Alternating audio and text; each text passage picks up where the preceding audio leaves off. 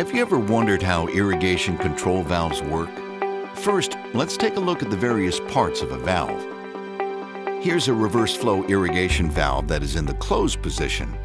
The basic elements are the body, including the inlet, the outlet, and the valve seat, the bonnet and bonnet chamber, diaphragm, pilot flow filter, solenoid, and the solenoid dump port.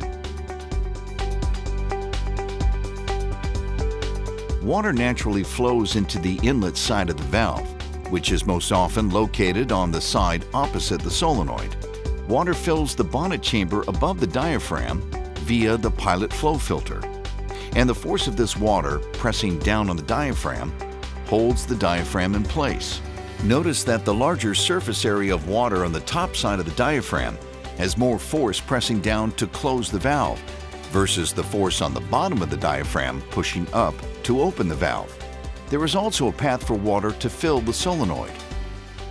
The flow of water is stopped from flowing out the solenoid dump port by the solenoid plunger seal, which is attached to the bottom end of the solenoid plunger.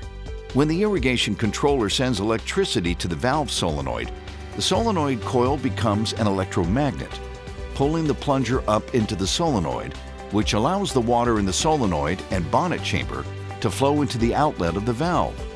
This lower pressure above the diaphragm allows the high inlet water pressure to push the diaphragm up, which allows water to flow through the valve. Once the flow of electricity to the solenoid stops, the plunger drops inside the solenoid, and the water stops flowing in the solenoid dump port. Eventually, the bonnet chamber water pressure becomes high enough to offset the water pressure below the diaphragm, and the valve closes.